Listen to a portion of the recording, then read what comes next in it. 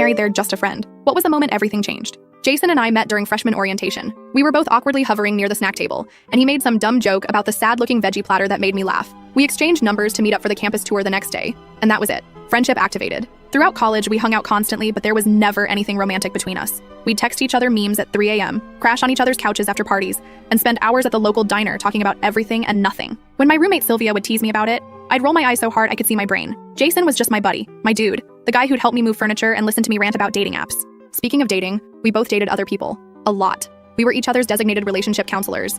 I'd listen to him complain about girls who ghosted him. He'd bring me Ben & Jerry's when Aaron, my ex, cheated on me with his coworker. We even had this ridiculous pact where we'd be each other's +1s for weddings to avoid the dreaded, "So, are you seeing anyone?" conversations with relatives. My mom always gave me this look whenever Jason came over for holiday dinners, which was often since his family lived across the country. She'd corner me in the kitchen to whisper that he was such a nice boy, and did I really not see what was right in front of me? I'd tell her to stop watching so many rom-coms and remind her that not every male-female friendship is secretly a love story. The thing is, we were genuinely comfortable with each other. We'd seen each other at our absolute worst. He'd held my hair back while I puked after too many tequila shots on my 21st birthday. I'd helped him pick out an outfit for his brother's wedding when he was panicking about looking like a potato. The shift happened so gradually I almost missed it. Jason started dating this girl named Naomi, who I low-key couldn't stand. She was fine, I guess, but something about the way she'd talk over him during our group hangouts made my skin crawl. I caught myself making these petty mental lists of her flaws, then feeling guilty about it later. Why did I care who he dated? We'd always supported each other's relationships before. One night, our friend Kevin threw this house party, and Naomi couldn't make it. Jason and I fell into our old pattern, inside jokes, finishing each other's sentences, that weird telepathic thing where we'd look at each other across the room and just know what the other was thinking.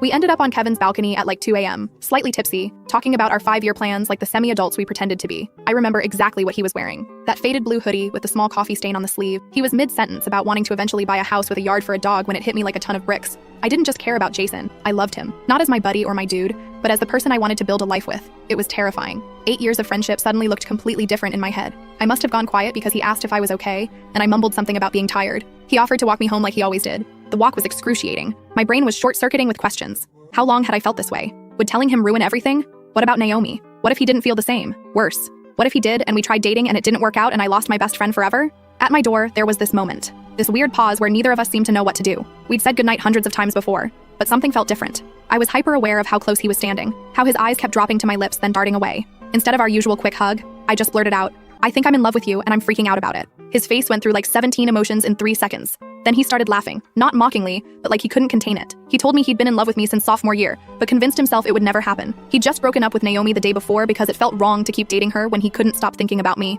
Our first kiss happened right there on my doorstep under the buzzing porch light with my neighbor's cat watching judgmentally through the window. It was awkward and perfect and scary as hell. 2 years married now, and sometimes I still can't believe we spent so long not seeing what was right in front of us. But TBH, I wouldn't change our timeline. We built something unbreakable before we ever kissed, and that's the foundation everything else stands on.